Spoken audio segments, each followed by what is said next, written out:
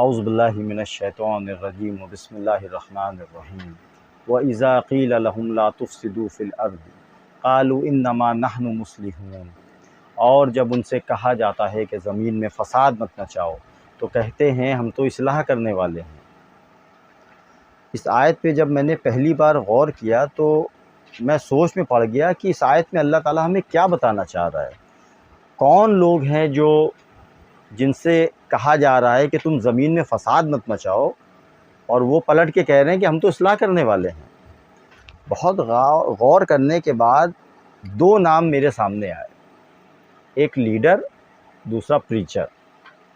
Leader وہ جو نیتا بھاشن دیتے ہیں پبلک کو اپنی طرف اٹریکٹ کرنے کے لیے، دوسرا پریچر جو دینی تبلیغ کرتے ہیں، جو لوگوں کی اصلاح کرنے کی کوشش کرتے ہیں، معاشرے کے اندر دین سمجھاتے ہیں۔ وہ لوگوں سے جب اگر آپ کسی مسئلے کے اوپر ان کو ٹوکیں گے یا ان کی غلطی واضح کریں گے تو وہ کہیں گے ہم تو اصلاح کرنے والے ہیں۔ آئیے ایک کلپ دیکھ کے ہم پتہ لگانے کی کوشش کرتے ہیں۔ حضرت عثمان کے قاتل کے پیچھے صحابہ نے نماز نہیں پڑھی، مسجد نبوی چھوڑ دی۔ 3 دن تک عثمان غنی کے بعد 3 دن تک حضرت علی نے خلافت قبول نہیں کیا، تو 3 دن تک قاتل عثمان ہی مصلی پہ کھڑا رہا، تو صحابہ کرام نے مسجد نبوی چھوڑ دی۔ کیا صحابہ کو مسجد نبوی کا ثواب نہیں معلوم تھا؟ یہ جو تم کہتے 50,000 کا ثواب ہے، 50,000 کا ثواب ہے، ابے امام نہیں دیکھے گا؟ تو امام اگر مسجد نبوی میں غلط ہو تو جماعت چھوڑنا سنت صحابہ ہے۔ یہ تو سنیوں کا مقدر ہے جو سنت صحابہ پہ عمل کر رہے ہیں۔ سید ہاشمی میاں بہت بڑا نام ہے، شاید ہی کوئی ایسا آدمی ہو جو ان کو نہیں جانتا ہو۔ مولانا ہاشمی میاں ہم کو یہ بتانا چاہ رہے ہیں کہ ہم مسلمانوں کو کس کے پیچھے نماز پڑھنی چاہیے، کس کے پیچھے نماز نہیں پڑھنی چاہیے۔ دلیل میں انہوں نے تاریخ کا ایک واقعہ پیش کیا، اور اس واقعے کو دلیل بنا کے یہ بتانا چاہ رہے ہیں کہ ہم کو کس کے پیچھے نماز پڑھنی چاہیے، مطلب ہر ایرے غیرے کے پیچھے ہم نماز نہیں پڑھ سکتے۔ واقعہ انہوں نے جو بتایا ہے کہ حضرت عثمان رضی اللہ تعالیٰ عنہ کی شہادت کے بعد 3 دن تک مسجد نبوی میں حضرت عثمان کا قاتل نماز پڑھاتا رہا، تو صحابہ اکرام نے مسجد نبوی میں نماز نہ پڑھ کے، مطلب مسجد نبوی میں نماز نہیں پڑھی، اس امام کے پیچھے انہوں نے نماز نہیں پڑھی۔ اس بات کو انہوں نے دلیل بنایا کہ یہ دلیل ہے اس بات کی کہ ہم ہر ایرے غیرے کے پیچھے نماز نہیں پڑھ سکتے۔ تو کیا رسول اللہ صلی اللہ علیہ وسلم نے ایسی کوئی تعلیم دی ہے یا صحابہ نے ایسا کچھ بتایا ہے کہ کس امام کے پیچھے نماز پڑھی جائے گی، کس امام کے پیچھے نہیں پڑھی جائے گی؟ حالانکہ ہاشمی میاں کے اس بیان سے بہت بڑا سوال کھڑا اٹھتا ہے۔ ہاشمی میاں بتانا چاہ رہے ہیں کہ قاتل عثمان مسجد نبوی میں نماز پڑھا رہا ہے، صحابہ نے نماز نہیں پڑھی۔ 3 دن تک حضرت علی نے خلافت کو قبول نہیں کیا، 3 دن کے بعد حضرت علی نے خلافت کو قبول کیا۔ تو مطلب جہاں تک میری ناقص علم کہتی ہے کہ پوری اسلامی تاریخ میں حضرت عثمان کے قاتلوں کا کچھ عطا پتہ نہیں کہ کس نے ان کو قتل کیا۔ مولانا ہاشمی بتا رہے ہیں کہ 3 دن تک مسجد نبوی میں امام جو تھا وہ کون تھا؟ قاتل عثمان، وہ نماز پڑھا رہا تھا۔ تو ظاہر سی بات ہے پھر تو اس کا نام بھی نمایاں ہوگا، کئی لوگوں نے روایت کیا ہوگا۔ جبکہ ہمیں بہت اچھی طریقے سے پتہ ہے کہ قطعیت کے ساتھ آج تک یہ ثابت نہیں ہو پایا ہے کہ حضرت عثمان کی شہادت کس شخص نے کری، کس نے ان کو قتل کیا۔ اس بات کے قطعیت کے ساتھ کوئی ثبوت نہیں ملتے ہم کو۔ ہاں کچھ نام ہے، جیسے مالک اشتر کو لوگ کہتے ہیں کہ انہوں نے قتل کیا، یا محمد بن ابی بکر کے بارے میں کہا جاتا ہے کہ انہوں نے قتل کیا ان کو، لیکن یہ سب تھیوریز ہیں، مطلب کوئی قطعیت کے ساتھ یہ نہیں کہہ سکتا۔ اور بھی 2 4 5 نام ملیں گے آپ کو، لیکن وہ خبر واحد ہے، لیکن کوئی بھی بات قطعیت کے ساتھ نہیں کہا جا سکتا کہ حضرت عثمان کو کس نے قتل کیا۔ تو اب ہاشمی میاں سے یہ پوچھنا پڑے گا کہ بھائی آپ کو کس نے بتایا کہ مطلب یہ قاتلین عثمان مسجد نبوی میں نماز پڑھا تھا؟ اچھا پڑھا رہا تھا تو صحابہ کرام نے اس کے خلاف کیا ایکشن لیا؟ اگر ایک آدمی نمایاں ہو گیا کہ اس نے قتل کیا ہے تو پھر تو صحابہ کا یہ فرض بنتا تھا نا کہ اس قاتل کو پکڑ کے سزا دینی چاہیے، جو کہ ہمیں تاریخ میں پتہ چلتا ہے کہ ایسا کچھ نہیں ملا۔ تو ایک ایسے واقعے کو دلیل بنا کے شریعت کے اندر قانون سازی کرنا کہ صاحب ہم کس کے پیچھے نماز پڑھیں گے، کس کے پیچھے نہیں پڑھیں گے، ہر ایرے غیرے کے پیچھے ہم نماز نہیں پڑھ سکتے۔ اب اس کا رد عمل دیکھیے کیا ہو رہا ہے۔ رد عمل اس کا یہ ہو رہا ہے کہ ایک بے نمازی یا دین پہ کم عمل کرنے والا اٹھتا ہے اور کہتا ہے کہ فلاں امام کے پیچھے ہم نماز نہیں پڑھیں گے، جبکہ وہ ماشاءاللہ 5 وقت کی نماز پڑھا رہا ہے، دین کا تقویٰ رکھتا ہے یا دین کے اندر جو ہے عمل کر رہا ہے، دین کو اچھی طریقے سے فالو کر رہا ہے، اور ایک روڈ سے اٹھتا ہوا آدمی کہتا ہے کہ ہم فلاں کے پیچھے نماز نہیں پڑھیں گے، یہ کافر ہے، یہ گستاخ رسول ہے، یہ فلاں ہے، یہ ڈھمک ہے، وغیرہ وغیرہ بہت سارے القابوں سے نماز۔ مولانا ہاشمی میاں نے اس واقعے کے ذریعے یہ بتانے کی کوشش کری ہے کہ ہم مطلب ہر کسی کے پیچھے نماز نہیں پڑھ سکتے، تو کیا، اور انہوں نے نہ قرآن پڑھی نہ کوئی حدیث پڑھی، اور شریعت سازی کر رہے ہیں۔ اگر قرآن میں مطلب نماز پڑھنا مسلمانوں کا شب روز کا عمل ہے، اور ہمارے مسجدوں میں ہم جا کے نمازیں پڑھتے ہیں، اللہ کے رسول جو کہ قیامت تک کے لیے ہم کو دین دے کر گئے ہیں، اتنا بڑا مسئلہ جو کہ ہمارے ساتھ روزمرہ پیش آنا ہے، 5 وقت کی ہم کو نماز پڑھنی ہے، اور اللہ کے رسول یہ بتا کے نہ جائیں کہ آپ فلاں کے پیچھے نماز پڑھ لیجئے، فلاں کے پیچھے نماز نہ پڑھیے، یہ کیسے ممکن ہے؟ جبکہ آپ ماشاءاللہ جو ہے قرآن میں ایک آیت بھی پڑھ کے سناتے ہیں، الیوم اکملت لکم دینکم، کہ آج میں نے تمہارا دین مکمل کر دیا۔ تو اگر اللہ نے دین مکمل کر دیا تو اللہ نے تو نہیں بتایا ہم کو کہ اگر ایک شخص اپنے آپ کو مسلمان کہہ رہا ہے اور وہ مسجد کا امام بنا ہوا ہے تو اس کے پیچھے ہم کن کن وجہوں کے تحت نماز نہیں پڑھ سکتے؟ اللہ نے تو ہمیں نہیں بتایا۔ اللہ نے بتایا یہ مسلمان ہے، اپنے آپ کو مسلمان کہہ رہا ہے، لا الہ الا اللہ محمد رسول اللہ کلمہ پڑھتا ہے، شریعت کی پابندی کر رہا ہے، 5 وقت کی نماز پڑھ رہا ہے، روزے رکھ رہا ہے، زکوٰۃ دے رہا ہے، حج کر رہا ہے ماشاءاللہ، تو اس کے پیچھے ہم کن وجہوں کے تحت نماز نہیں پڑھ سکتے؟ اللہ نے تو ہمیں نہیں بتایا۔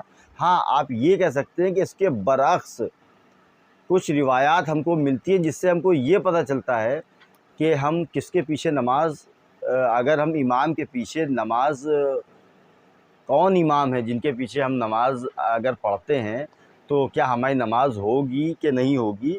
تو یہ آپ کی داؤد ہے، بخاری شریف ہے۔ بخاری شریف میں باقاعدہ امام بخاری نے باب باندھا ہے، میں آپ پڑھ کے سناتا ہوں جی۔ باقاعدہ امام بخاری نے باب باندھا ہے، دو روایتیں لے کر آئے امام بخاری، اس کے اوپر باقاعدہ باب باندھا ہے، میں باب پڑھ کے سناتا ہوں آپ کو۔ باب ہے، اگر امام نے اپنی نماز نہ پوری کری اور مقتدی پوری کر لے۔ اس میں روایت لے کر آئے، ابو ہریرہ رضی اللہ تعالیٰ عنہ بیان کرتے ہیں کہ نبی کریم صلی اللہ علیہ وسلم نے فرمایا کہ یہ امام لوگ تمہیں نماز پڑھاتے ہیں، اگر ٹھیک طرح سے پڑھائیں گے تو تم کو ثواب ملے گا، اور اگر غلط طرح سے بھی پڑھائیں گے تو بھی تمہیں اپنی نماز پڑھنے کا ثواب مل جائے گا، اور غلط طریقے سے پڑھنے کا وبال اس امام کے سر ہوگا۔ اگر امام ہم کو صحیح نماز نہیں پڑھاتے ہیں یا کچھ غلطی کرتے ہیں نماز میں تو اس کا وبال امام کے سر ہوگا، مقتدی کو اس کا ثواب ملے گا۔ دوسری روایت تو یہ تو بہت ہی خطرناک ہے، جس واقعے کا ذکر ہمارے مولانا صاحب کر رہے ہیں، اسی واقعے کے اوپر امام بخاری نے باب باندھا ہے، باغی اور بدعتی کی امامت کا بیان۔ یہ باب باندھا ہے امام بخاری نے۔ اس کے اندر روایت لے کر آئے ہیں، امام حسن بصری نے کہا تم اس کے پیچھے پڑھ لو، اس کی بدعت اس کے سر ہے۔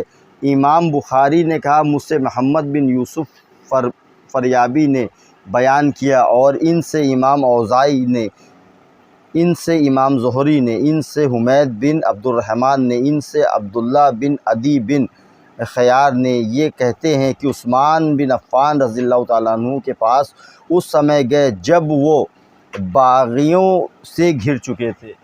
جب حضرت عثمان کے گھر کو محصور کر دیا گیا تھا، تو مسجد نبوی میں جس واقعے کا ذکر کر رہے ہیں کہ جو بغاوت کر رہے تھے، قاتل نہیں، باغی، جنہوں نے حضرت عثمان کے خلاف بغاوت کری تھی، ان کا کہنا نہیں مان رہے تھے، ان سے مطالبہ کر رہے تھے کہ آپ خلافت کو چھوڑ دیجئے، تو وہ لوگوں نے وہ امامت بھی کر رہے تھے۔ اور ہمارے یہاں ہسٹری کے اندر یا روایات کے اندر آپ کو مختلف نام ملیں گے جن لوگوں نے نمازیں پڑھائیں، تو ان کے آپ کو نام بھی مل جائیں گے کہ مطلب کون لوگ نمازیں پڑھا رہے تھے، لیکن ان میں سے قاتل کوئی نہیں تھا۔ مطلب یہ کہنا کہ انہوں نے قتل کیا، یہ قطعیت کے ساتھ ثابت نہیں ہے۔ باغی کا لفظ استعمال کیا ہماری امت نے ان لوگوں کے اوپر کہ ان لوگوں نے جس وقت گھر کو گھیرا تھا اور اس کے بعد حضرت عثمان کو نامعلوم لوگوں نے شہید کیا، کیونکہ ان لوگوں نے گھر گھیرا ہوا تھا تو شک ان کے اوپر جاتا ہے، لیکن جب تک کہ جرم ثابت نہ ہو جائے تب تک ہم کسی کو قاتل تو قرار نہیں کر سکتے۔ حضرت نائلہ رضی اللہ تعالیٰ عنہا جو کہ اس واقعے کی چشمدید گواہ ہے، ان کے بیانات موجود نہیں ہیں ہسٹری کے اندر آپ کے۔ حضرت نائلہ بتا سکتی تھی کہ کس آدمی نے جو حضرت عثمان کو شہید کیا، تو حضرت نائلہ کا بیان آپ کو نہیں ملے گا۔ تو اب اگر مان لیجئے کہ یہ کہہ دیتے ہیں کہ صاحب اس آدمی نے قتل کیا، تو پھر تو حضرت علی 3 دن کے بعد خلیفہ بن گئے تھے، ان کے اوپر لازم قرار پاتا تھا کہ ایک شخص نمایاں ہے کہ اس آدمی نے شہید کیا ہے تو ان کو سزا دینا لازم قرار پاتا ہے۔ خیر، حضرت عثمان رضی اللہ تعالیٰ عنہ سے جب صحابی رسول پوچھتے ہیں کہ یہ باغیوں کا امام ہمیں نماز پڑھا رہا ہے اور کیا ہم ان کے پیچھے نماز پڑھ لیں، ہمیں ڈر ہے کہ ہماری نماز ہوگی، تو حضرت عثمان رضی اللہ تعالیٰ عنہ نے کہا کہ تم ان کے پیچھے نماز پڑھ لو، نماز مسلمانوں میں ایک نیکی کا کام ہے، جب یہ نیکی کرے تم ان کا ساتھ دو اور جب یہ برائی کریں تو تم ان سے الگ ہو جاؤ۔ حضرت عثمان کا فتویٰ عین قرآن کے مطابق، سورہ مائدہ آیت نمبر 2 میں اللہ تعالیٰ کہتا ہے نیکی اور پرہیزگاری کے کاموں میں ایک دوسرے کی مدد کرو اور برائی اور ظلم و ذاتی کے کاموں میں الگ ہو جاؤ۔ یہ قرآن کے اندر سورہ مائدہ میں آپ کو یہ آیت مل جائے گی۔ تو حضرت عثمان تو فتویٰ دے رہے ہیں، انہوں نے باقاعدہ دلیل میں مطلب ان کے دلیل میں قرآن کھڑی ہے پیچھے، قرآن کہہ رہی ہے کہ نیکی اور پرہیزگاری کے کاموں میں ایک دوسرے کی مدد کرو۔ نماز نیکی کا کام ہے، تو نماز جب ہم پڑھیں گے تو پھر ہم یہ نہیں دیکھیں گے کہ وہ کیا کیا عمل کر رہا ہے۔ اگر ہم یہ دیکھنے جائیں گے کہ وہ کبیرہ گناہ تو نہیں کرتے، قتل ایک کبیرہ گناہ ہے نا، عقائد کی تو یہ بحث بھی نہیں ہے، کیونکہ مولانا ہاشمی میاں نے عقائد کی بحث نہیں ڈالی اس کے اندر، اور عمل کے بنا پہ کبیرہ گناہ کا ارتکاب کیا۔ اگر مان لیجئے اگر ہم اس کے اوپر کچھ اطلاق بھی کرتے ہیں تو زیادہ آپ یہ کہہ سکتے ہیں قاتل ہے، اور قتل کرنا ہمارے یہاں اسلام میں کبیرہ گناہ ہے۔ تو کبیرہ گناہ کے بل پہ اگر ہم سب کو یہ کہیں گے کہ یہ کبیرہ گناہ کا مرتکب ہے اور اس کے پیچھے ہم نماز نہیں پڑھ سکتے، تو شاید ہی اس دنیا میں کوئی بچے گا کہ جس کے پیچھے آپ نماز پڑھ پائیں گے۔ شاید آپ اپنی بھی نماز آپ اپنے پیچھے نہیں پڑھ سکتے۔ اس کی وجہ یہ ہے کہ ہر آدمی کبیرہ گناہ کا مرتکب، کبیرہ گناہ تو کر ہی رہا ہے ہر آدمی نا، مطلب ایسا تو ہے نہیں کہ عام آدمی کبیرہ گناہ نہیں کر رہا ہے، یا میں یا آپ یا کوئی بھی شخص جس نے کبیرہ گناہ نہ کیا، تو پھر اس کے پیچھے ہم نماز نہیں پڑھ سکتے۔ کچھ لوگ ہمارے یہاں مسلمانوں میں اور بھی وہ کہتے ہیں مشرک کے پیچھے نماز نہیں پڑھ سکتے، پھر کچھ مسلمانوں کو ان کے عمل کے بنا پہ وہ مشرک قرار کرتے ہیں اور کہتے ہیں کہ ان کے پیچھے آپ نماز نہیں پڑھ سکتے۔ یہ ایک الگ بحث ہے، کیونکہ یہ عقائد کی بحث ہے کہ عقیدے کے بنا پہ کچھ لوگ یہ بتا رہے ہیں کہ ہم نماز نہیں پڑھ سکتے۔ تو انشاءاللہ میں مشرک والی ویڈیو، مشرک کے بارے میں دوسری ویڈیو بناؤں گا، دوسری ویڈیو میں، کیونکہ وہ تھوڑا اور بڑی ہوگی ویڈیو، اس میں تو مطلب دلائل بھی دینا پڑیں گے کہ مشرک کا اطلاق ہم کن لوگوں کے اوپر کر سکتے ہیں، کیا مسلمانوں کے اوپر مشرک لفظ کا اطلاق کیا جا سکتا ہے کہ نہیں کیا جا سکتا ہے، یہ انشاءاللہ ہم لوگ اپنی دوسری ویڈیو میں دیکھیں۔ فی الحال جتنے لوگ بھی یہ عقیدہ رکھتے ہیں کہ ہم فلاں کے پیچھے نماز پڑھ سکتے ہیں، فلاں کے پیچھے نماز نہیں پڑھ سکتے، یہ دلیل کے اندر کچھ پیش نہیں کرتے، نہ اللہ کے رسول کا کوئی کلام، نہ قرآن مجید کی کوئی آیت۔ اللہ کے رسول ہی فرما جاتے کہ بھائی تم ان لوگوں کے پیچھے نماز پڑھ لو، ان لوگوں کے پیچھے نماز نہ پڑھو، جبکہ میں نے آپ کو بتایا کہ اس کے برعکس آپ کو بہت ساری روایت مل جائیں گی جس میں یہ ذکر ملے گا کہ یہ فلاں کی نماز نہیں ہوگی، یہاں آپ کی نماز نہیں ہوگی، وہاں آپ کی نماز نہیں ہوگی، یہ ملے گا آپ کو۔ جیسے اونٹ کے باڑے میں اللہ کے رسول نے کہا کہ نماز پڑھ لیا کرو، نماز ہو جائے گی، شاید نماز نہیں ہوگی، اور بکری کے باڑے میں آپ نماز پڑھ لیے، وہاں نماز آپ کی ہو جائے گی۔ پلس ایک حدیث آپ کو مل جائے گی، ابن ماجہ رسول نے فرمایا کہ اس امام کی نماز اس کے سر کے اوپر سے نہیں جائے گی جس کے مقتدی اس سے راضی نہ ہوں۔ اس امام کی نماز اس کے سر کے اوپر، بہت بڑی دلیل ہے یہ۔ رسول اللہ صلی اللہ علیہ وسلم فرما رہے ہیں کہ اس امام کی نماز نہیں ہوگی، اس کے کاندھے سے اوپر نہیں جائے گی جس کے مقتدی اس سے راضی نہ ہو۔ اس عورت کی نماز اس کے کاندھے سے اوپر نہیں جائے گی جس کا شوہر اس سے راضی نہ ہو، اور ان دو بھائیوں کی نماز نہیں ہوگی جو آپس میں لڑتے ہیں، ان لوگوں کی نماز نہیں ہوگی۔ اب یہ دیکھیے، امام کی نماز نہیں ہوگی، اس بات کا بیان ہمیں حدیث کے اندر ملتا ہے، لیکن اس کے باوجود بھی اللہ کے رسول یہ نہیں کہہ رہے کہ تم ایسے امام کے پیچھے نماز نہ پڑھو۔ مطلب اگر آپ راضی نہیں ہیں تو آپ نماز نہ پڑھیے، ایسے کہہ سکتے تھے رسول اللہ صلی اللہ علیہ وسلم، لیکن رسول اللہ صلی اللہ علیہ وسلم کیا بتائے، اس کی نماز اس کے کاندھے سے اوپر نہیں جائے گی اگر مقتدی اس سے راضی نہیں ہے۔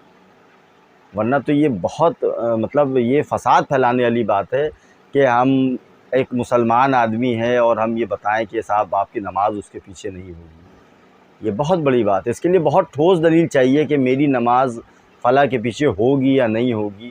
اچھا، عقائد کے بنا پہ یا اعمال کے بنا پہ اگر ہم یہ کہیں کہ میری نماز نہیں ہوگی تو یہ کیا، اس بات کی کیا گارنٹی ہے کہ مطلب میری نماز ہو رہی ہے کہ نہیں؟ بھائی ہر آدمی اس دنیا میں کبیرہ گناہ کا مرتکب ہے، کبیرہ گناہ کر رہا ہے وہ، اور اگر ہم یہ کہیں کہ کیونکہ صاحب وہ کبیرہ گناہ کر رہا ہے تو میری نماز نہیں ہوگی، تو دسیوں کبیرہ گناہ تو ہر انسان سے سرزد ہو جاتے ہیں۔ تو یہ بات کہہ دینا کہ میری نماز نہیں ہوگی، یہ بہت بڑی گمراہی ہے، اور ساتھ میں فساد بھی ہے۔ یہ فساد کا مرتکب ہے وہ شخص جو یہ بتا رہا ہے کہ آپ ان کے پیچھے نماز پڑھیے، ان کے پیچھے نماز نہ پڑھیے۔ آج مسلمانوں کی مسجدیں بڑھ گئی ہیں، ایک گھر کے اندر بریلوی ہے، باپ بریلوی ہے، بیٹا دو بندی ہے، چھوٹا والا اہل حدیث ہو گیا ہے۔ اب تین لوگ تین الگ الگ مسجدوں میں جائیں گے تو اب سوچیے مطلب کتنی خطرناک بات ہے کہ ہم مسجدیں پھلانگ کے جا رہے ہیں کہ یہاں میری نماز نہیں ہوگی، میری نماز وہاں ہوگی۔ کس بنا پہ؟ عقائد کے بنا، کہ ان کے عقائد بہت خراب ہیں، میرے عقائد صاحب بہت اچھے ہیں، وہ مشرک ہیں اور میں مومن ہوں۔ تو اس بنا پہ اپنے آپ کو، یہ شیطان کے دھوکے ہیں کہ وہ ہم کو اچھا بتا رہا ہے۔ شیطان یہ نا انا خیر منہ ہوں، کہ میں بہتر ہوں اس سے، تو ہم کو بھی شاید یہی احساس دلا رہا ہے شیطان کہ مطلب میں بہتر ہوں اس سے، جبکہ میں خود جانتا ہوں، ہر انسان جانتا ہے کہ وہ کیا اعمال کر رہا ہے، وہ جانتا ہے، اس کا رب جانتا ہے کہ وہ کیا برے اعمال کر رہا ہے۔ تو یہ عقیدہ بنا لینا کہ فلاں کے پیچھے میری نماز نہیں ہوگی، یہ عقیدہ سوائے گمراہی کے اور کسی چیز پہ مبنی نہیں ہے، گمراہی ہے۔ یہ معاشرے کے اندر علیحدگی کر دینے والا، آج مسلمان الگ ہو گیا اس عقیدے کی وجہ سے کہ صاحب میری نماز اس کے پیچھے نہیں ہے۔ ہاشمی میاں نے جو فتویٰ دیا ہے اس میں عقائد نہیں ہے، عمل ہے۔ مطلب کہ ایک شخص قاتل ہے اور اس کے پیچھے نماز پڑھنے کے لیے منع کیا جاتا ہے۔ یہ بہت چھوٹا سا کلپ ہے جو آپ نے دیکھا، تو ظاہر سی بات ہے اگر یہ پورا ویڈیو ہوتا تو شاید اس میں یہ عقائد بھی زیر بحث آتے، کہ جیسے کہ لوگ ایک دوسرے کو گستاخ رسول کا فتویٰ لگاتے ہیں، یا کسی عقائد کی بنا پہ کفر کا بھی فتویٰ لگاتے ہیں، بعض لوگ مشرک کا فتویٰ لگاتے ہیں۔ ہاشمی میاں اکیلے نہیں ہیں جو یہ کہہ رہے ہیں، یا آپ یہ مت سمجھیے گا کہ میں صرف ہاشمی میاں کو ٹارگٹ کر رہا ہوں۔ ہمارے الگ الگ مکاتب فکر کے لوگ جو ہیں وہ ایک دوسرے پہ فتویٰ لگاتے ہیں کہ تم ان کے پیچھے نماز نہیں پڑھ سکتے، تم ان کے پیچھے نماز نہیں پڑھ سکتے۔ تو میں بس یہ توجہ دلانا چاہ رہا ہوں آپ لوگوں کو کہ یہ جو قرآن کی آیت ہے کہ جب ان سے کہا جاتا ہے کہ زمین میں فساد مت مچاؤ تو کہتے ہیں ہم اصلاح کرنے والے ہیں، تو کچھ لوگ اس طریقے کے بیانات دیتے ہیں کہ جس کی وجہ سے معاشرے میں اتل پھتل ہو جاتا ہے۔ فساد کا مطلب یہ ہے کہ معاشرے کے اندر سب کچھ ٹھیک چل رہا ہے، ایک دم سے میں نے آگے کچھ کہا، معاشرے میں اتل پھتل ہو گئی۔ آج آپ دیکھیے ہم مسلمان ایک دوسرے کے پیچھے نماز پڑھنا بہتر نہیں سمجھ رہے۔ وہ کہتا ہے وہ بریلوی مسجد ہے، وہاں میری نماز نہیں ہوگی، وہ کہتا ہے یہ اہل حدیث مسجد ہے، یہاں میری نماز نہیں ہوگی۔